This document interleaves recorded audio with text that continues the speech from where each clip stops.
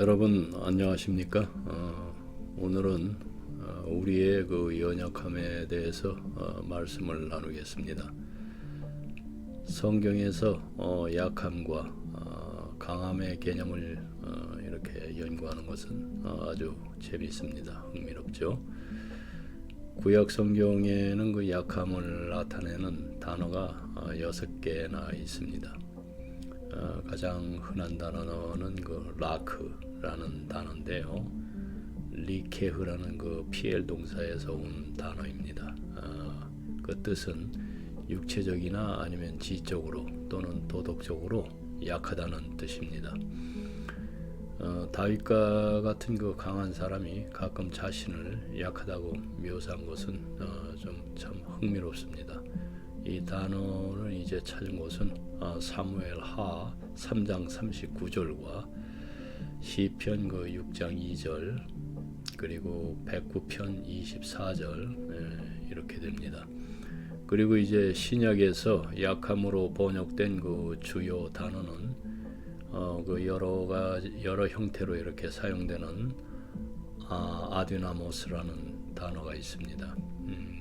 그것은 넘어지거나 힘이 없다는 생각을 이렇게 의미를 담고 있습니다. 그것은 신체적 약함이나 물질적 빈곤, 이 단어가 쓰인 것이 그 사도행전 20장 35절에서 이렇게 쓰였습니다. 물질적 빈곤으로. 그리고 종교적 또는 도덕적으로 약하다 이럴 때는 로마서 그 14장 1절에서 쓰였고요. 또 신체적인 질병을 말할 때 또 야고보서의 그 5장 14절과 16절 이렇게 나타납니다. 그 신약의 약함이라는 개념에 대한 우리가 통찰력을 갖게 되는 가장 좋은 방법은 사도 바울이 고린도 교회에 보낸 그 2통의 편지가 있죠. 이 용어를 사용한 방식을 좀 이렇게 살펴보는 겁니다. 사도 바울은 그 고린도에서 논란을 겪었는데 그 이유 중 하나는 고린도 사람들이 사도 바울을 그 약하다고 여겼기 때문입니다.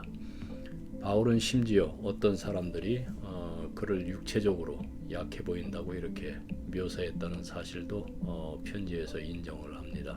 그 고린도 후서 10장 10절의 말씀이에요. 읽어보세요. 제가 자꾸 이렇게 읽어보라고 하는 것은 여러분들이 말씀이 안에서 그 말씀을 알므로 해서 점점 더 이렇게 하나님과 그 말씀에 가까워지기 때문입니다. 하지만 사도 바울은 하나님의 약함은 사람의 강함보다 더 강하다라고 이렇게 설명을 합니다. 고린도전서 그 1장 25절의 말씀이죠. 그 하나님의 미련한 것이 사람보다 지혜 있고 하나님의 약한 것이 사람보다 강하니라. 그러면서 또 하나님께서는 약한 것들을 택하셨는데 약한 개인들을 포함을 한다라고 또 고린도전서 1장 그 27절에서 또 말씀을 하세요. 더욱이 하나님은 약함 속에서 힘을 온전케 하거나 완전케 하실 수가 있습니다. 그 고린도후서 12장 9절의 말씀입니다. 바울이 하나님을 의지하면서 경험한 것이 바로 이것인데 바로 그런 이유로 그는 고린도후서 그 4장 16절에서 뭐라고 말하냐면은 그러므로 우리는 낙심하지 아니하노라. 비록 겉으로는 쇠약해지나 속은 날로 새로워지고 있느니라. 이렇게 영감 어린 말씀을 쓸 수가 있었습니다. 고린도인들은 분명히 아주 목회하기 어려운 집단이었습니다.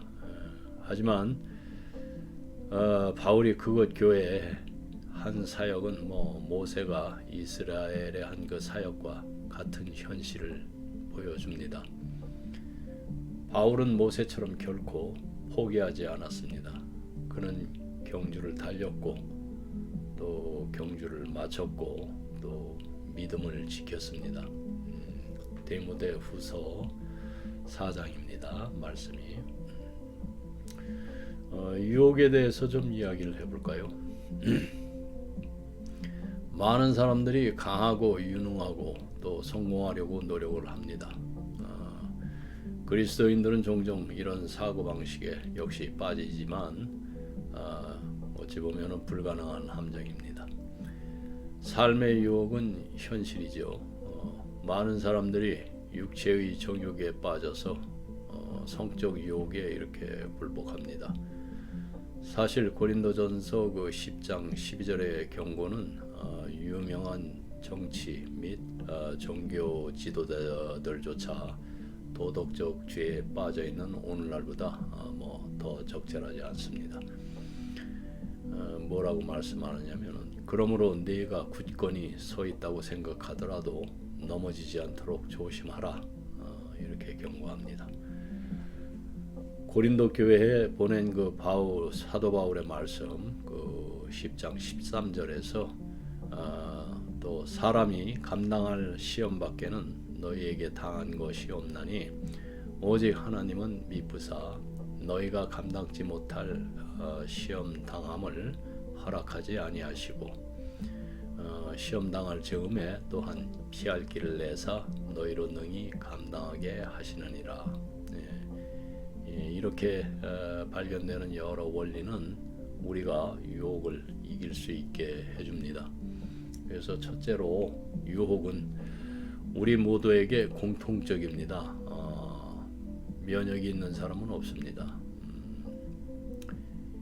유혹에 굴복하는 것을 막을 그 백신이 없다는 말입니다.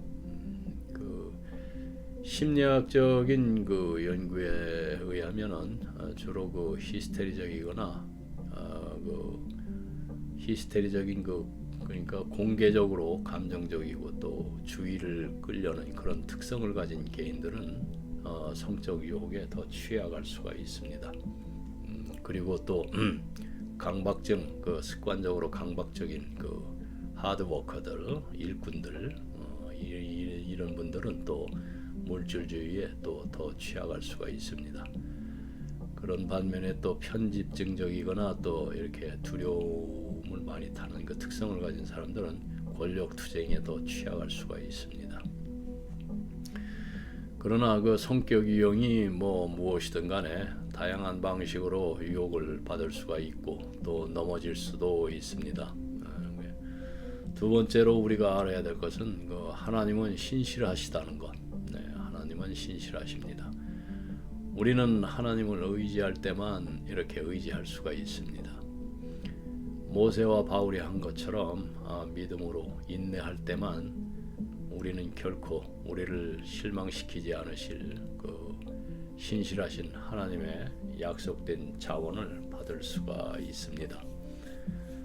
사실 사도 바울은 하나님께서 우리가 감당할 수 있는 것 이상으로 시험을 받게 하지 않으실 것이라고 이렇게 설명했습니다.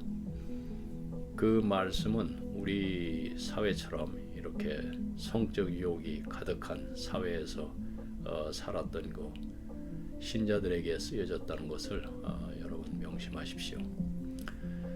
고린도에는 그 동성애적이든 이성애적이든 간에 성적 부정행위의 기회가 아주 넘쳐났습니다.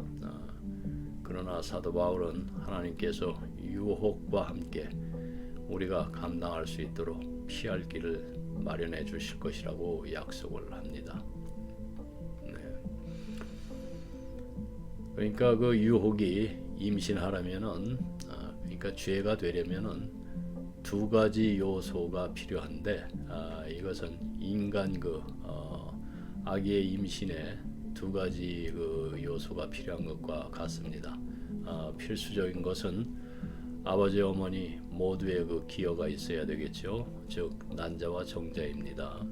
마찬가지로 야고보는 두 부분으로 그 구성된 임신이라는 개념을 사용을 해서 유혹이 어떻게 작용하는지 보여줍니다. 우리에게는 유혹의 근원이 되는 그 외부에서 일어나는 사건이 있습니다. 아마도 TV 아니면 그 프로그램들 그리고 그 이상한 야동 잡지 같은 거 또 사진 또는 이렇게 비디오 또는 이제 실제 사람의 모습일 것이 되기도 하고요. 야고보에 따르면 우리 자신의 그 정욕에서 비롯되는 내부 반응도 있습니다. 우리는 유혹을 물리치거나 아니면 유혹에 굴복하기로 이렇게 선택을 합니다. 종종 비극적으로 우리는 후자를 선택을 합니다. 이 갈등의 전형적인 성경의 예는 그 다윗과 밧세바의 이야기입니다. 다윗은 그 밧세바가 아래 뜰에서 목욕하는 것을 처음 보았을 때 지붕에서 그 내려올 수도 있었지만 그는 계속 머물면서 그녀를 바라보고 탐했습니다. 왜 하필이면 그때 그 시간에 그렇게 목욕을 문을 활짝 열어놓고 해야 됐는지는 참 모르겠지만 다윗은 궁극적으로 그 죄악스러운 그 욕망에 따라서 행동을 했습니다. 그 결과는 어땠나요? 파멸적이었죠. 우리도 비슷한 유혹에 직면할 때 하나님께서는 우리에게 피할 길을 제공해 주실 뿐만 아니라 우리가 유혹을 견디고 감당할 수 있는 힘을 주신다는 것을 또 기억을 해야 합니다. 그러면 이제 우리 물질적 유혹을 한번 또 생각해 보죠. 하나님께서는 또한 유혹을 극복하기 위한 조치를 마련해 주셨는데 바울은 그 디모데에게 편지하면서 돈을 사랑하기 쉬운 사람들이 있다고 설명합니다. 그것은 모든 악의 뿌리, 그 디모데전서 6장 10절 말씀입니다. 오늘날 심지어 기독교 공동체에서도 물질적 성공을 이루는 것은 그 경건함의 증거로 여겨집니다. 하지만 사도 바울은 우리에게 이득이 그 경건함이라고 생각하는 사람들로부터 물러나라고 일깨워 줍니다. 사도 바울은 오늘날 번영의 복음을 그 전파하는 사람들과 편안하게 지낼 수 없었겠죠. 바울이 디모데에게 한 경고, 그 디모데전서 6장을 그 가볍게 살펴보더라도 사도가 그러한 문제에 대해 어떤 입장을 취했는지 알 수 있습니다. 바울이 진정한 성공에 대해 그 제시한 그 공식은 자족하는 마음이 있으면 경건이 큰 이익이 되느니라. 6절에서 이렇게 말씀합니다. 자족하는 마음이 있으면 경건이 큰 이익이 된다. 우리는 기본적인 필요를 충족시키는 것으로 만족해야 합니다. 8절의 말씀이죠. 우리가 먹을 것과 입을 것이 있은즉 족한 줄로 알 것이니라. 이 말씀입니다.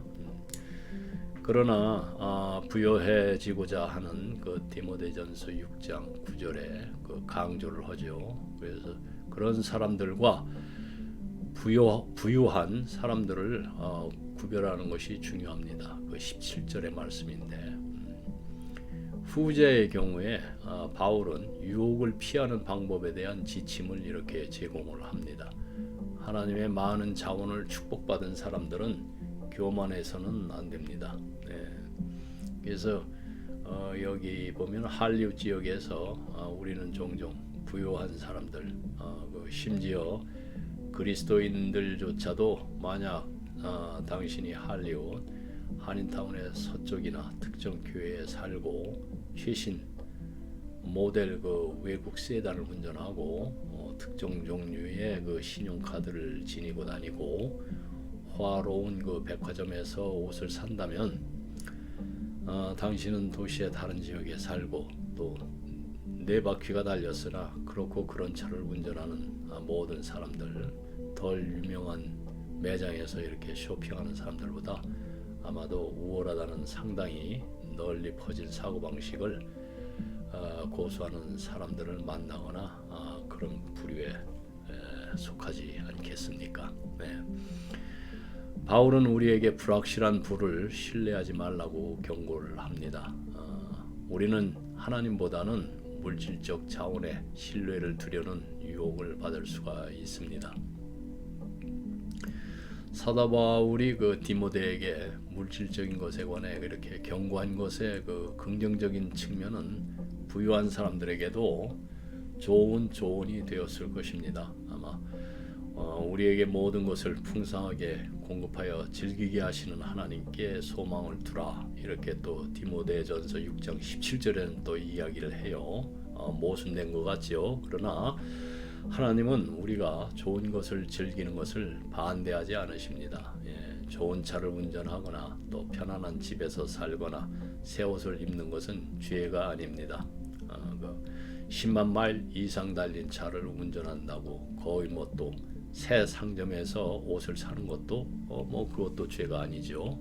사실 바울은 물질적인 것을 가진 사람은 선을 행하고 선행에 부유하며 기꺼이 나누고 베푸는 것을 열망해야 하며, 따라서 땅이 아니라 하늘의 보물을 쌓아야 한다고 이렇게 말합니다. 즉 쌓여진 부를 좋은 곳에 유용하게 사용하라는 말씀입니다. 그 다음에 이제 우리가 권력 투쟁의 그 유혹을 좀 보겠습니다. 세 번째 영역인 탁월함, 우월함을 원하는 욕망, 요한 1서 2절에 나오는 말씀입니다. 우리가 성적인 영역이나 물질적인 영역에서 마주치는 유혹보다도 훨씬 더 미묘할 수가 있습니다. 그러한 유혹에 굴복하는 사람의 전형적인 예는 성경에서 디오드레베인데 요한 3서 1장 9절에서 12절 말씀에 나오는 인물입니다. 사도 요한은 요한 3서 9절에서 그를 영어로는 이제 preeminence, 우월감, 아니면 우월한, 그리고 헬라어로는 이제 필로프로티온이라고 무슨 말이냐면 첫째가 되기를 사랑하는 사람으로 이렇게 묘사를 했습니다. 그 단어는 신약 성경에서 단 한 구절에서만 사용됐는데 골로새서 1장 18절 거기를 제외한 나머지 구절에서는 예수 그리스도를 그렇게 표현했습니다. 오직 유일한 개인으로 누가 그 탁월함을 가질 자격이 있고 모든 일에서 그것을 가지고 있다고 이렇게 가지고 있는가 이렇게 묘사를 했습니다. 왜 탁월함을 가질 자격이 있고 모든 일에서 그것을 가지고 있는가? 진실은 우리 각자 안에 디오드레베의 요소가 있다는 것입니다. 우리는 아주 교만이라는 걸 다 장착을 하고 있습니다. 태어날 때부터. 우리도 탁월함을 좋아할 수가 있는데 그것이 직장에서 인정받거나 다른 사람에게 영향을 미칠 수 있는 능력이나 지역 교회에서 개인적인 왕국을 갖는 것에서 이렇게 비롯되던 말입니다. 불행히도 많은 교회에서 많이 보죠. 특히 교회 위원회나 아니면 위원회 디오트레베의 후손들이 많이 침투해 있습니다. 그들은 개인적으로 인정받는 것을 좋아하고 자신의 작은 영역을 내 왕국을 다스리는 사람들입니다. 그들은 음악에서 또 선교 또 교회 건물에 이르기까지 다양한 분야에서 자신의 방식대로 하는 것을 아주 즐기죠. 그동안 이 사람들은 이제 교만으로 향하거나 또 다른 사람들의 교만에 기여를 합니다. 그래서 디오트레베처럼 그들은 종종 악의적인 말을 또 합니다. 때때로 그들은 교회의 규율이라는 가면 아래에서 권력 투쟁을 또 은폐하고 의견이 다른 사람들을 교회에서 쫓아내거나 아예 범접을 못하게 합니다. 그것이 바로 디오트레베가 따른 행동 방침이었습니다. 젊거나 나이를 먹었거나 이런 일들이 교회에서 많이 벌어지고 있습니다. 이 말씀은 요한 3서 10절의 말씀입니다. 그래서 사도 요한은 두 구절 뒤에 우리의 행동 방침이 디오트레베처럼 악한 것을 모방하는 것이 아니라 선한 것을 모방하는 것이라고 분명하게 이렇게 밝힙니다. 베드로후서 1장 9절의 비슷한 언어로 요한은 디오트레베처럼 행동하는 사람은 영적으로 근시안적이며 하나님을 정확하게 보지 못한다는 것을 이렇게 암시를 합니다. 네. 이런 분들이 바로 적그리스도가 되는 겁니다. 그래서 아마도 이 시점에서 세 가지 영역, 즉 유욕, 성적 또는 신체적 유혹, 그리고 눈의 정욕, 물질적 유혹, 그리고 삶의 자존심, 권력 투쟁에 대한 유혹이죠. 그중 어느 것이 가장 끈질기게 투쟁하는지 살펴보는 것이 좀 도움이 될 것입니다. 그래서 신경증이 있는, 강박증이 있는 사람이라면 물질적 유혹이나 권력 투쟁에 취약할 가능성이 높지만 세 가지 모두에 이렇게 취약할 수가 있습니다. 이러한 유혹을 극복하기 위한 그 행동 계획을 개발할 시간을 가지셔야 됩니다. 여러분들, 이 계획에는 매일 기도와 말씀의 시간을 보내는 것이 포함될 수가 있습니다. 우리는 그 개인적인 경험을 통해서 매일 하나님과 함께 조용한 시간을 보내는 묵상하는 훈련이 매우 중요하다는 것을 알게 됩니다. 어떤 사람들은 그 신체 운동 직전이나 아니면 직후에 이런 조용한 시간을 갖는 것이 도움이 된다고 또 생각도 합니다. 그래서 어찌됐든 신체 운동과 영적 헌신을 정기적으로 이렇게 결합하는 것, 그것도 좋습니다. 그러면은 내면의 삶이 어떠해야 되는지 좀 살펴보죠. 미국의 그 플로리다에는 야자수가 많습니다. 야자수는 가장 재원이 풍부하고 또 내구성이 뛰어난 식물 중 하나입니다. 죽은 그 중심과 그 얇아진 뿌리를 가진 일반적인 나무와 달리 야자수의 생존은 잎과 그 나무 껍질의 상태가 아니라 그 두껍고 튼튼한 뿌리와 그 살아있는 그 생명력에 달려 있습니다. 그렇기 때문에 야자수는 많은 외부적 혹한 환경을 이렇게 견딜 수가 있고요. 야자수는 비와 바람이 지나갈 때까지 탄력 있는 그 줄기를 구부려서 격렬한 그 사막 폭풍을 견뎌내고 그 후에 야자수는 다시 또 솟아납니다. 두껍고 그 튼튼한 뿌리는 근처의 개울이나 연못에서 영향을 얻습니다.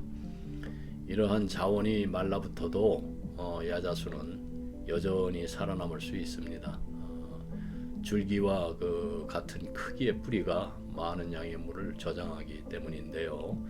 시간이 지나면서 한 최대 50년이라고 그러죠. 야자수는 열매를 맺기 시작하고 야자수가 그 오래되고 나무 껍질이 이제 자연 현상에 의해서 상처 입으면서 열매가 더 달콤해집니다. 그 대추 야자 있죠. 네, 아주 달죠. 야자수처럼 우리는 그 하나님의 영과 또 말씀의 그 자원을 활용하여 우리의 그 외적인 것이 아닌, 외면이 아닌 내면을 개발할 때 이렇게 이러한 모든 것들로부터 유혹으로부터 견뎌냅니다. 그 시편 1편 2절에서 4절까지의 말씀은 읽겠습니다. 주님의 율법을 기뻐하고 그의 율법을 밤낮으로 묵상하는 사람은 복이 있다고 이렇게 말합니다. 그는 물가에 심은 나무와 같아서 제때에 열매를 맺고 입이 시들지 아니하며 하는 일이 다 형통하느니라. 네, 아멘. 우리는 열매를 맺을 것이고 온갖 선행을 할 것이며 하나님을 점점 더 잘 받을수록 영적으로 성장할 것입니다. 그래서 하나님의 능력은 우리를 강하게 하여 삶의 고난을 기쁘게 견뎌낼 수 있게 이렇게 할 것입니다. 골로새서 그 1장 11절의 말씀을 읽어보세요. 네.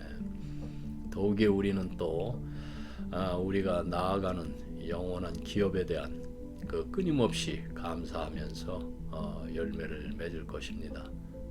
10절에서 12절까지의 말씀입니다. 그렇게 될 때 우리의 일상생활은 정말 세상으로부터 신성한 차이를 보여주기 시작할 것입니다. 하나님의 뜻이 무엇인가요?